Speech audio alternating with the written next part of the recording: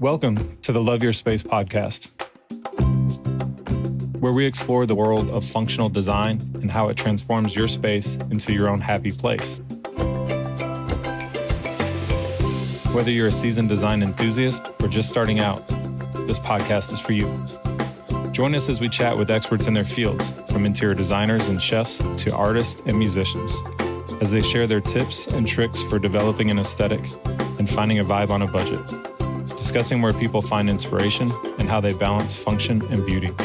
We'll also dive into the psychology behind why our surroundings have such a profound impact on our mood and well-being.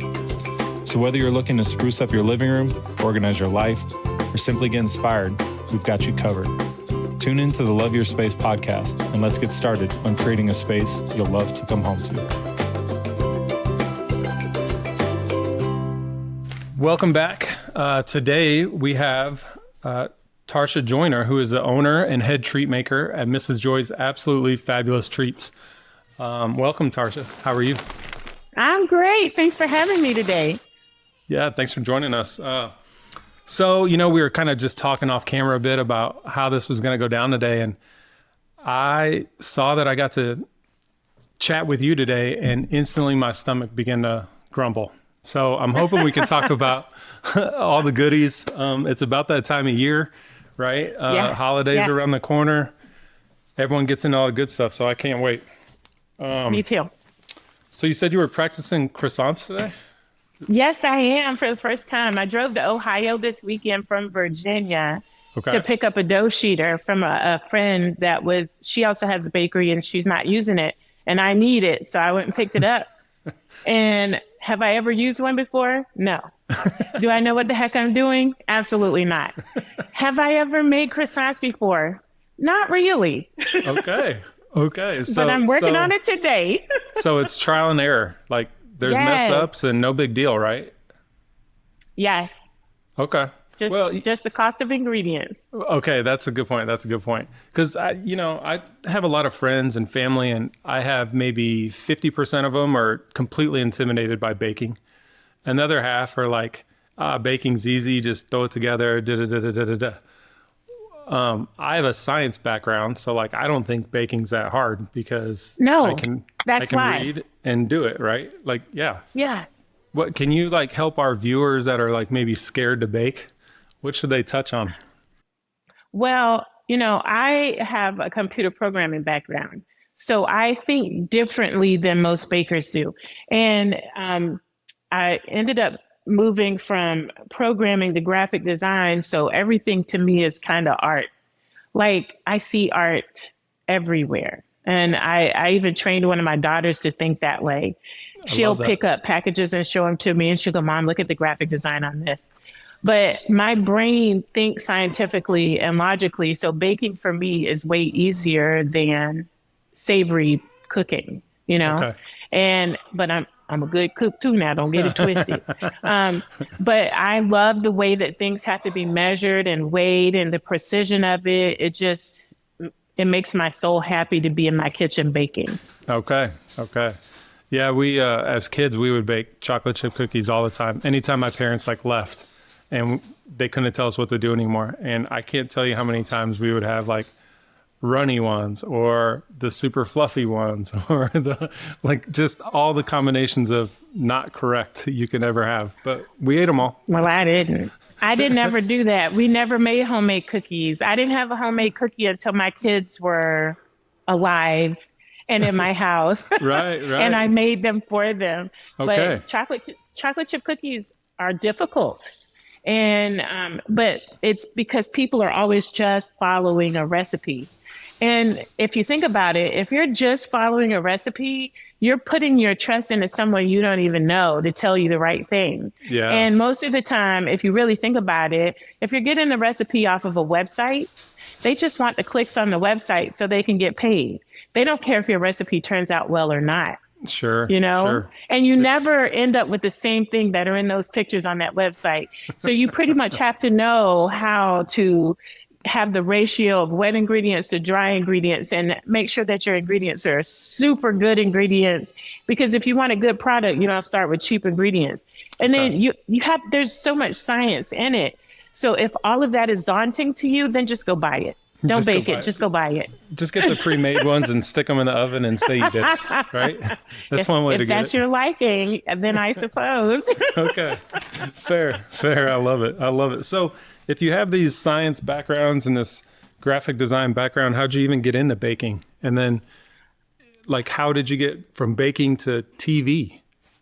Okay. So the baking thing started because I was in, my graphic design class. I was about 42 at the time, and it was for a semester project that I was getting. You're going to have to start at the beginning of the semester to brand the product from start to finish, and it was a semester-long project.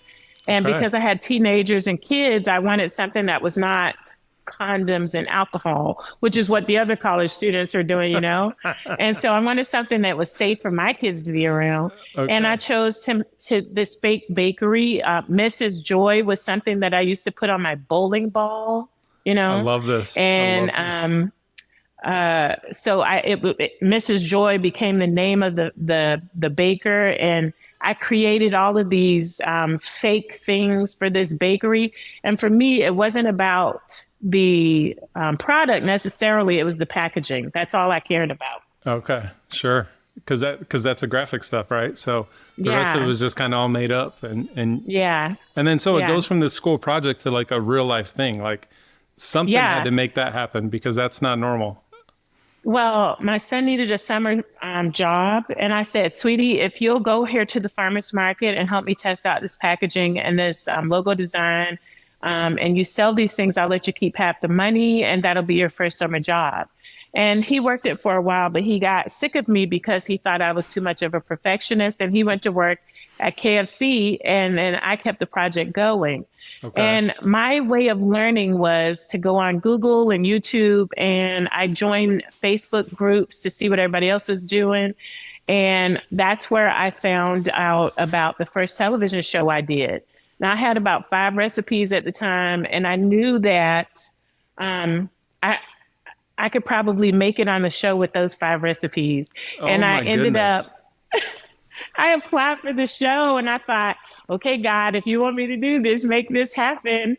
Well, it happened. And when I got on the show, I was so sick and nervous because I was like brand new at baking. Like it was, sure, I had been doing it for like 2 years at that point, but it was only like every few months. Like it was an everyday thing. It was just, you know, every couple of weeks, every few months, you know, and then I was doing it on nights and weekends for the farmer's market, but I wasn't doing anything special or different. I was just doing the same old shortbread over and over and over again. Okay. Well, this show, you needed more than that. So I took my 5 recipes and I went and I won. Oh my goodness. This is like complete fairy tale. This is amazing. And I learned something about myself. I like to compete. Okay. I love the adrenaline, that rush, that panic. I love all of it combined. I love to compete. Oh my God, this is like my favorite right now. So I got like a million more questions, but I'll narrow it down. So you go from, so other people on the show probably had baked for a while. There had to be some like lifers that baked when they were kids, right? Now, they were all pretty, I think everybody on that show was younger than me, but they had been baking their whole lives. Yeah, except for maybe that NFL football player. I don't know about him. He probably just ate a lot of baked goods. But he had 5 stores. He had 5 bakeries, and he worked in them. So he knew what he was doing, and his cookies were beautiful, you know? Okay. I mean, they were on, one girl was a Martha Stewart cookie decorator. Oh, that's crazy. I was like... So you're like barely like new to baking, and you have to do it on TV. And then you go win, right? And then you go win the whole thing. This is awesome. Yeah. I love this. This is the best. Okay. So how many TV shows have you been on altogether? I've done 5. 5. Okay. And the most recent one was that Crime Scene Kitchen. Is that correct? Yeah, boy. That was some stress right there. Okay. So I've caught a few episodes of that one.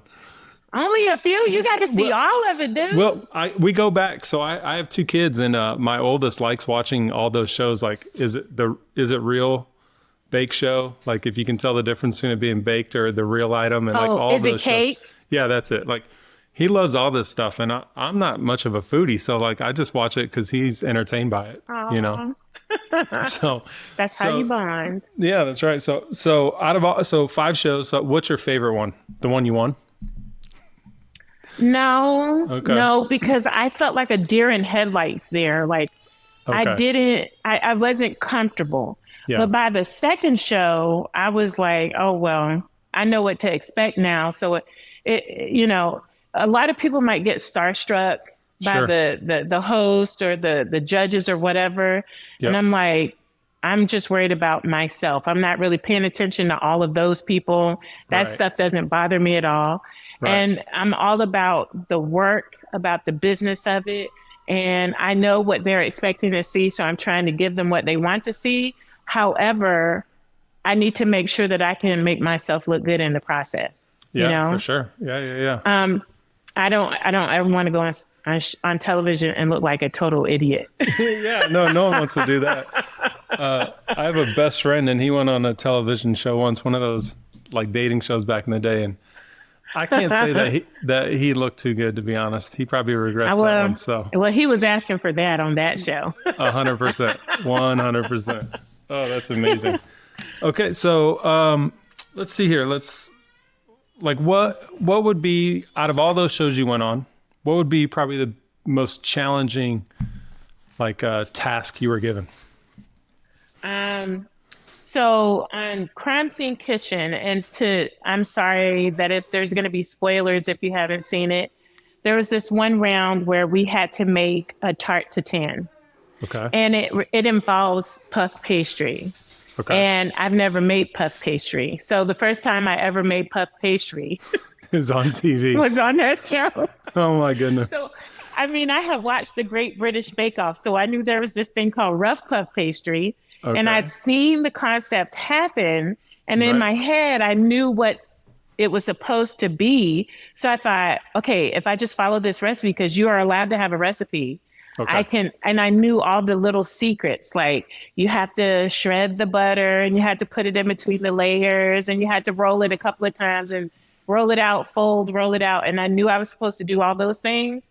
In theory, it should work. And it worked. Oh my goodness, I love it. That was the scariest moment because I had never done it before. Right. So some of those shows that I have watched, like I said, I haven't watched too many of them, but I've seen so many times where something just completely bombs. Like throw it away. We had that happen. Oh yeah, and you run out of time, and like it's gotta be stressful for sure. It is, and it's disappointing because all I could think is that my customers are going to think I'm stupid and I don't know what I'm doing. But we did the dang thing. Yeah. See, I don't think any customer that wouldn't be my approach. I think I'd be like, I think my customers are proud I'm out here and they understand who I am and what I do. And then I'm just challenging myself in a new way, like to become an even better baker for them, Yeah, I don't think that way. I'm very critical, very hypercritical of myself. Yeah. I gotcha. All right. So that's all super interesting and super cool to me. So sometimes we like to ask questions to help people in our audience that are listening to this. And I asked earlier, like what you would ask or how you would help someone bake. And you said, if you're too scared, don't, right? But don't you think that if someone wanted to give it a go, that from what we've said already, like sometimes it flops, and that's baking even when you're a pro, right? It is because sometimes you screw up and you make mistakes and you do things that are wrong. And you just have to take it in stride and use it as a learning experience. That's how I operate. But I understand that not everybody is like that. Some people, they fail and they are content in failing and never trying again. I don't understand it, but, I know that is a thing. But for me, making recipes happen, I'll follow. In the beginning, when I first started, I would follow a recipe and not receive the desired result that I was looking for. And my brain would go, well, what do I need to change in order to make this happen?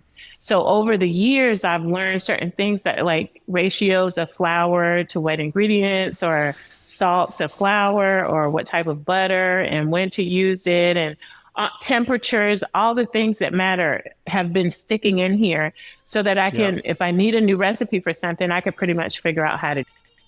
But not everybody has that knowledge. But the only way to get it is to do it Yeah. and not be afraid to fail. Yeah. I think that's like a lesson for all of life, right? I don't care if it's baking or if it's sports or whatever. I mean, the only way to gain expertise is through repetition and trial and error. Yeah. Right. Yeah. So I do a lot of sketching. When I go to church on Sunday, my brain is such that at this point it's about ADD. Like it's really hard for me to focus on one thing unless my mouth is moving. Like if I'm just speaking to a group of people, that's not a problem. But if I'm working, I have to have 3 things going on at the same time in order for me to be able to focus on the one task at hand.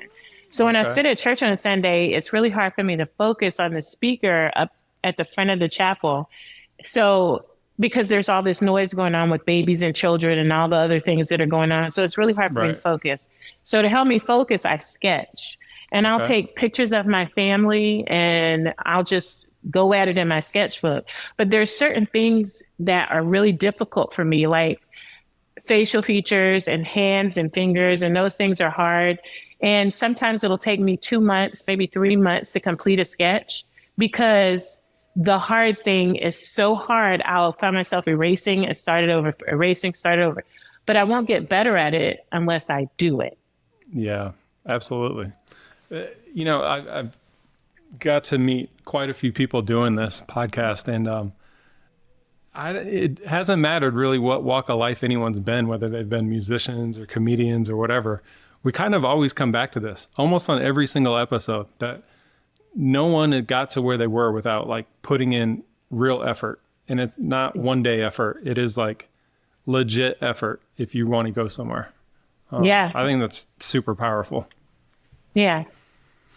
So even though that was a little deeper note, let's liven it back up a little bit for 1 second. I just think sometimes people need to hear that. A lot of people think all this stuff is like overnight. Like, you became an overnight baker or wallpaper happens next day. Like, it's not really how it works. So like it's coming up on holiday season. Do you have any special like treats you like making this time of year, or stuff that gets requested all the time? The thing that gets requested the most at the holidays is decorated cookies. Okay. And I used to be the queen of decorated cookies. I mean, but the problem for me is that I don't know how to do a quick, fast, easy, quick, just cheap cookie. It's like these cookies take hours and days to do, and, it's one of my favorite things to do, but it's also one of my least favorite because inevitably what it means for me is I don't get sleep. That's one of those things I have to work on overnight. Yeah. And in order for me to get it so that I can have peace while I'm doing it. It's like once you start decorating the cookie, you can't stop because the icing will, set up while you want to talk to a customer up front. So I wait till the shop closes and then we start on the cookies. Okay. But I have this girl that started, she's the first cookie decorator I've ever had here that decorates by what I tell her to do. If I show her how to do the cookie, she'll do it exactly the way that I tell her to do it. And I could cry every time. Yeah, that's amazing. She's amazing. So I've got a partner to help me this Christmas season. And maybe this year we'll do a lot more decorated cookies. But for the most part, rather than selling decorated cookies, I do classes. And it's a lot easier for me to just teach people how to do it than to sit there and do all of them myself. Absolutely. Do you have any books or any like online lessons for people, or is it in person only? Yeah, it's in person only at this time because while we're still here in the shop and making all of our money with what we do, I'm not giving those secrets away. But soon, hopefully very soon, I won't be doing this anymore. And I'm going to sell all the recipes, all the techniques, all the things that are up here are going to be put in writing. So it'll live on long after I'm gone. So out of all the things that you bake, what is your favorite thing to bake and what is your absolute least favorite thing to bake? Okay, so my favorite thing to do is not actually baked. I make caramel. I make lots and lots and lots of caramel. And one, it wasn't last year. Was it last year? It could have been the year before where I posted a video on TikTok, and it was me breaking open one of my turtles and stretching it, and it went viral. It had over 3 million views on it, and people kept asking me to ship them out. And I thought, you know what? I could wait until everything is perfect with my website, or I could wait till everything is perfect with packaging and all that good stuff. Or I could just ride this wave now while it's got some buzz. And we must have sold about $30,000 to $40,000 worth of caramels that year in about 3 to 4 months. And that was just online, not included the stuff that I sold in the storefront. But the TikTok followers are so loyal, and I love them so much. So they're waiting for me to turn it back on now. So I'm about to start with the caramel again. But that is one of my favorite things, because while it's difficult, it's also a brainless activity. Because once you get stuff going, it pretty much has to sit on the stove and you don't touch it. You just got to pay attention to it to make sure it doesn't burn or crystallize or anything like that. And then you get to sit and watch Netflix while you wrap caramels. Yeah, that's not so bad. That's not so bad at all. All right. And my least favorite thing to make is cream puffs. Okay. And the reason is because, first of all, it's a time-consuming process because we make a boatload of them at once. I don't really prefer the choux pastry. It's very eggy. I don't like it. Yeah. I like the filling. I like the crackling that goes on top, and I like the chocolate ganache that we dip them in. But it's not one of my favorite things to eat. It's not one of my favorite things to make. And it's a long process. Like, a lot of hands have to be touched on the product before it goes from start to finish. Okay. So, and the other thing about it is, if you don't sell them, you can't repurpose them. You just have to throw them away. And I hate throwing away food. Yeah. Yeah. I would say cream puffs are probably one of the least or the last things I pick if I'm in a bake shop. There's plenty of other things out there. Me too. However, our customers say we make the best cream puffs like ever. Okay. And they are always asking for them. And I'm like, ugh. I feel you. I totally get it. I get it. All right, let's see what sticks. Rapid fire here. Let's see. If you were a vegetable, what vegetable would you be? Tomato. Tomato. I like tomatoes. That's cool. They're round, they're curvy, and they're juicy. Okay. All right. We're up in the level of this podcast to PG-13 now. PG-13. And for those that say it's a fruit, it's still a vegetable. Okay. All right. We could get some online debate going over that. That's for sure. What's the weirdest thing you've ever eaten? Oh my gosh. A frog leg. Oh, those are big down south. You know, I've seen them. I haven't ate one. Yeah, it tastes like chicken. Yeah, I've heard that. I'm going to take everyone else's word for that. Take your word. So if you had to eat one food for the rest of your life, what would it be?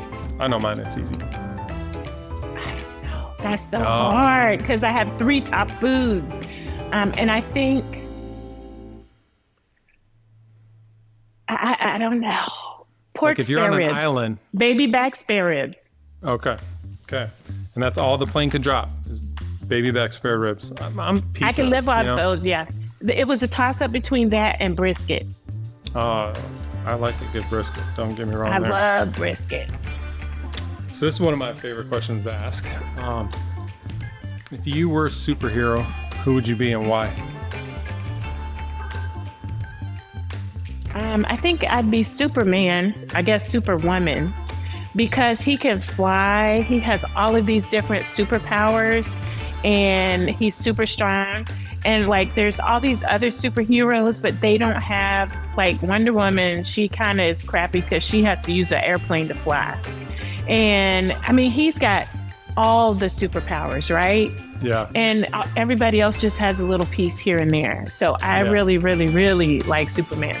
Yeah, I like the ones that have multiple too. Like those poor superheroes that only got like one power. You know, they got to feel bad, right? They're like, yeah. You know, like I can only shoot arrows really good. That's it. Or webs. Like, yeah, who wants to be Spider-Man? He can't even fly. Like, what's the point? Yeah, I don't, you know, I guess they had to make them, right? All the different ones, but I'm with you on that. All right. Last one. I ask this almost every episode, and it's not on any list that you've seen or anyone has seen. So if you could speak to animals all day and know their language, or be fluent in every single language, what would you pick? Animal language? You'd pick animal? Yeah, I 100% want to. No. I'm asking you. You could speak to all animals, so like Dr. Dolittle, or you could speak all human languages, like every single one of them. You were fluent in every single human language. I would easily speak all human languages. All human languages. Okay. That would be my choice. Yeah, because I like to travel, and I don't really care that much for animals. Well, that makes it easy then, doesn't it? That makes it super easy to answer. Don't hate me, but I don't. No hate. I don't do critters. Yeah, they're all vermin to me. I get that. Sometimes other people are vermin to me, and I pick the critters. I don't know. Like, it's just how it goes. This is how it goes. All right. Last one. So with holiday coming up, Thanksgiving, Christmas, do you have a favorite meal you like to make out of those ones, or is it toss up?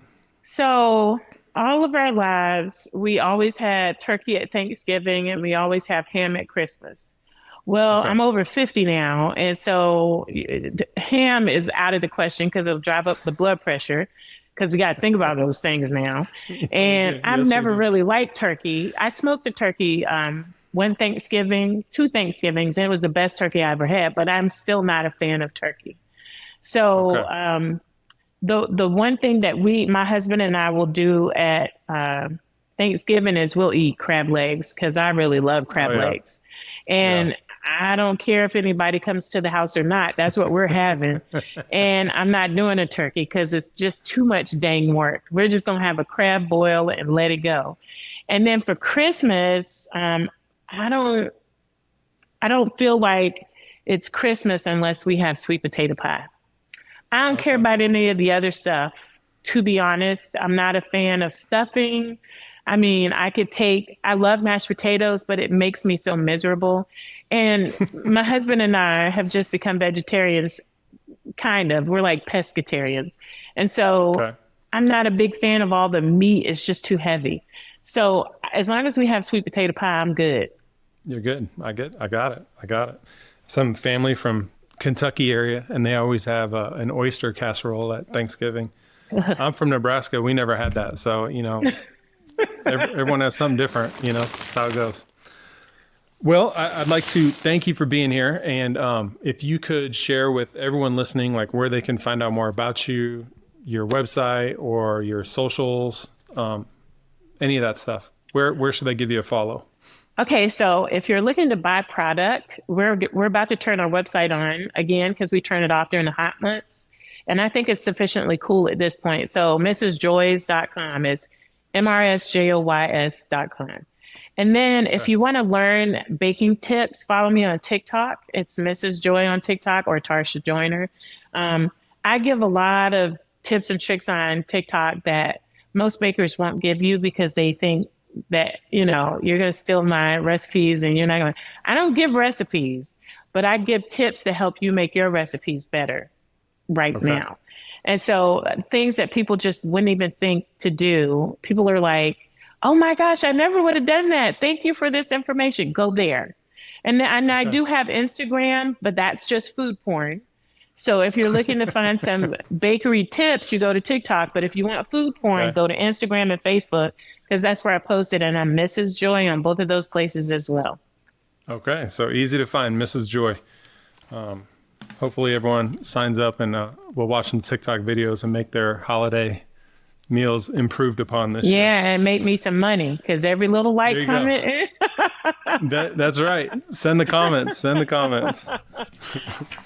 Well, I really do appreciate your time. This has been awesome. So great to meet you. So. Oh, thank you. Hey, can I just share one more thing? Yes, please. So this is the one thing that I would like, if there are people out there that are aspiring to be bakers, this is what I tell them.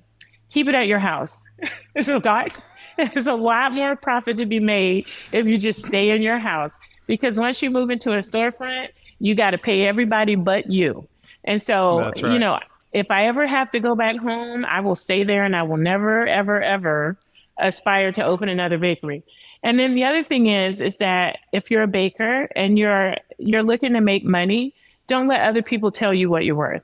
You have to know your worth because if you let other people tell you what you're worth, you'll never be worth anything.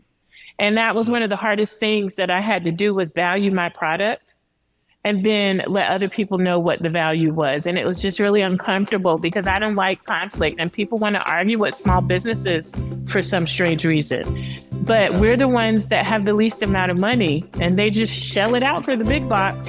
So I decided that this is my value, this is what I'm worth, and either you can take it or leave it. And that's one of those things that's really hard, but you got to learn how to do it. Yeah, no, I think that's great advice. Comes into the wallpaper business all the time. So I'm with you on that one. All right. Well, thank you so much. It's been such a pleasure. Thank you. It was a joy to be here. Thank you for listening to Love Your Space, a podcast from Walsney Love. Please like and subscribe wherever you podcast. And follow us on socials at Walsney Love or stop by and say hello at walsneylove.com. Thank you for sharing your space with us.